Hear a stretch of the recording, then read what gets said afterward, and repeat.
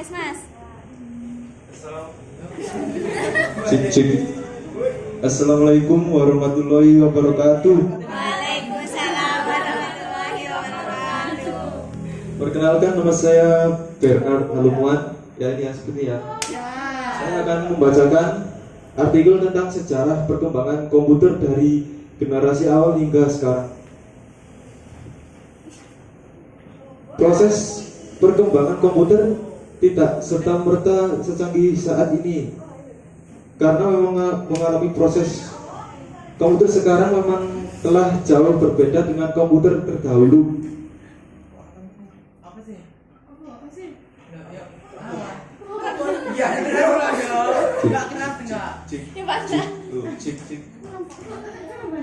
Cik. Proses perkembangan komputer tidak serta-merta secanggih saat ini, karena memang mengalami proses. Komputer sekarang memang telah jauh berbeda dengan komputer terdahulu, mulai dari segi bentuk, kinerja, hingga komponen yang dipakai. Berikut ini akan saya sampaikan sejarah perkembangan komputer dari generasi ke generasi. Sejarah perkembangan komputer dari generasi ke generasi. Sejarah komputer generasi pertama menggunakan tabung vakum tahun 1946 sampai 1959. Ya, seperti ini gambarnya. Komputer zaman dulu sangat besar. Seruangan ini mungkin kurang besar. Tahun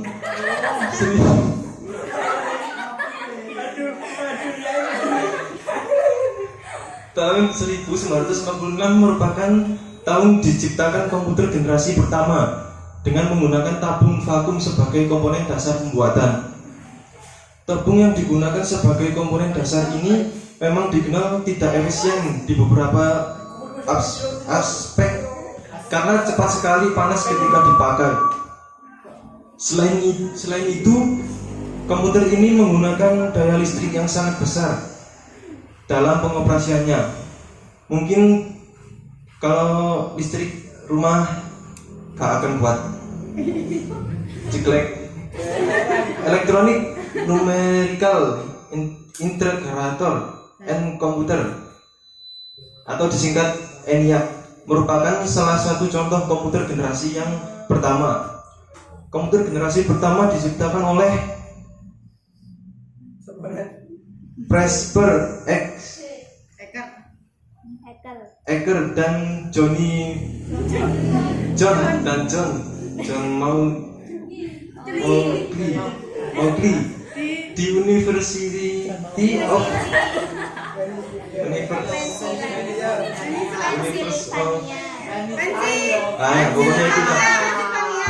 pokoknya itu ya. Mereka berdua membangun ENIAC dengan menggunakan 18.000 tabung vakum dengan ukuran 1.800 kaki dan mempunyai berat yang mencapai sekitar 30 ton. Sejarah komputer generasi pertama ini menjadi digital elektronik yang dipakai untuk kebutuhan paling umum.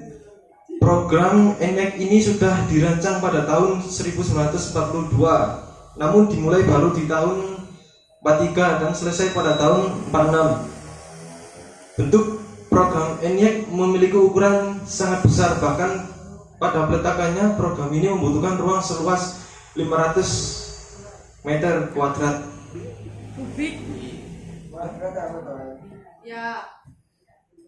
ENIAC juga menggunakan 75.000 reli dan saklar, 18.000 tabung, 70.000 resistor dan 10.000 kapasitor. Saat memulai pengoperasian, ENIAC membutuhkan daya listrik sangat besar, yaitu sekitar 140 kW. Dana yang dibutuhkan untuk membuat perangkat tersebut mencapai $1 juta. Ciri-ciri komputer generasi pertama: memiliki hardware yang sangat jauh lebih besar serta membutuhkan ruang yang luas. Interior desain sistem operasi dibuat secara spesifik dan hanya dapat melakukan tugas tertentu. Program hanya dapat dibuat memakai bahasa mesin menggunakan silinder magnetik untuk menyimpan data. Membutuhkan daya listrik yang sangat besar, butuh mesin pendingin karena cepat panas. Kapasitas penyimpanan sangat kecil, kinerja lambat, memakai konsep store program dan menggunakan magnetic core stroke sebagai memori utama, menggunakan tabung hampa sebagai sirkuit. Sejarah komputer generasi kedua menggunakan transistor tahun 59 sampai 65. Gambarnya ini ya, ada orang duduk dan berdiri. tua itu mungkin ini Istrinya, suaminya. yang pertama kali mengerjakan pemakai gitu. Yuk lanjut. Tahun 59 komponen dasar untuk merancang komputer adalah teknologi transistor. Komponen ini dinilai jauh lebih efisien jika dibanding tabung vakum. Transistor mempunyai ukuran lebih kecil dibanding tabung vakum, serta daya listrik yang diperlukan juga lebih kecil. Biaya pembuatannya juga lebih terjangkau. Bahasa pemrograman telah diganti menggunakan bahasa assembly dan bahasa simbolik. Dengan menggunakan bahasa pemrograman tersebut, programmer dapat memberikan instruksi dengan kata-kata. Mesin yang pertama kali menggunakan teknologi ini ialah superkomputer. IBM juga telah membuat superkomputer dengan nama Prairie Ren dan serta menjadikan komputer dengan nama Lex. Ya, situ pokok. Komputer ini dikembangkan di laboratorium menggunakan energi atom. Pada tahun 65, hampir berbagai bisnis besar menggunakan komputer generasi kedua untuk memproses informasi dengan keundangan bisnis. Ciri-cirinya sebagai berikut: telah menggunakan operasi bahasa pemrograman tingkat tinggi, Fortran dan COBOL. COBOL. Kapasitas memori utama menggunakan magnetic core storage menggunakan simpanan eksternal seperti magnetic tape dan magnetic disk, mampu memproses secara real time dan real sharing. Ukuran fisik jauh lebih kecil, kinerja lebih cepat, daya listrik lebih kecil. Pemakaian program ini tidak lagi terpaku pada aplikasi bisnis maupun juga pada aplikasi teknik. Sejarah komputer generasi ketiga tahun 65 sampai 71. Seperti ini gambarnya, lebih kecil lagi, lebih efisien. Generasi komputer ketiga dimulai pada tahun 65 yang mana komputer dibuat menggunakan ICS. Teknologi ini menggeser fungsi transistor sebagai komponen dasar komputer. Transistor masih tetap digunakan tapi ukurannya diperkecil. Beberapa transistor yang berukuran kecil tersebut dimasukkan di IC bersamaan dengan resistor dan kapasitor. Komputer generasi ketiga menjadi komputer pertama yang membuat operator dapat berinteraksi menggunakan keyboard dan monitor dengan tampilan sistem operasi. Selain itu, komputer ini membutuhkan biaya lebih murah sehingga dapat dijangkau masyarakat umum. Dalam penggunaannya, transistor membutuhkan kerja komputer cepat panas sehingga komputer generasi kedua mulai ditinggalkan. Ciri-ciri komputer generasi ketiga, listrik yang digunakan lebih hemat, software lebih meningkat, harga makin terjangkau, kapasitas memori lebih besar, kecepatan menggunakan IC sehingga kinerja komputer lebih cepat, memiliki kecepatan 10.000 kali lipat lebih cepat dibanding generasi pertama. Komputer dapat melakukan multiprocessing. Komputer sudah menggunakan visual display dan dapat mengeluarkan suara, menggunakan penyimpanan eksternal seperti disket magnetik, mampu melakukan komunikasi dengan komputer lain. Berikut adalah komputer generasi keempat mikroprosesor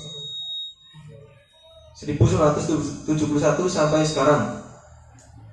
Komputer yang kita pakai sekarang merupakan komputer generasi keempat, yang mana dibuat menggunakan komponen dasar bernama mikroprosesor, chip mikroprosesor, memiliki ribuan transistor dan beberapa macam elemen sirkuit yang mana saling terhubung menjadi satu.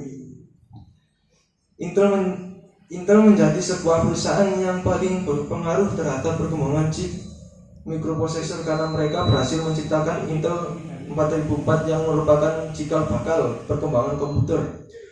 Perusahaan dari Intel berhasil menggantikan perangkat komputer yang memiliki ukuran besar menjadi sangat kecil sehingga menjadikan lebih efisien. Pada tahun 71, IBM menciptakan komputer yang didesain khusus untuk kalangan rumahan. Sedangkan Apple mempublikasikan Macintosh untuk pertama kalinya pada tahun 84, yaitu sebuah sistem operasi agar dapat dijalankan dalam perangkat komputer. Ciri-ciri komputer generasi keempat dapat menggunakan LSI, sudah memakai semikonduktor dan mikroprosesor yang berbentuk seperti chip untuk memorinya, bukan chip domino. Dipasarkan pada sektor perorangan. Muncul komputer terbaru yang lebih efisien dan mudah dibawa kemanapun seperti laptop. Komputer generasi kelima sekarang sampai masa depan. Itu gambarnya ya, kayak tembus pandang gitu ya. Generasi kelima ini sebenarnya masih tahap pembangunan, yang mana generasi ini akan mempunyai teknologi yang dibuat berdasarkan kecerdasan buatan. Dalam sejarah perkembangan komputer, pengembangan komputer generasi kelima ini bertujuan agar dapat menghasilkan perangkat komputer yang dapat merespon menggunakan bahasa yang digunakan manusia. Diharap dapat mempelajari lingkungan di sekitar serta dapat menyelesaikan dirinya sendiri. Jadi komputer generasi kelima, komputer masih menggunakan teknologi LSI, namun akan banyak mengalami proses pengembangan. Memiliki fitur yang terus berkembang setiap tahunnya, semakin cepat dalam proses informasi. Komputer memiliki kemampuan untuk mendengar, berbicara, melihat, dan bisa lebih canggih lagi, bahkan dapat memberikan kesimpulan layaknya manusia. Yang itu tadi adalah sejarah perkembangan komputer dari generasi awal hingga masa depan. Sekian dari saya, Firanda Luman dari SMK Negeri 1 Kepanjen. Assalamualaikum warahmatullahi wabarakatuh.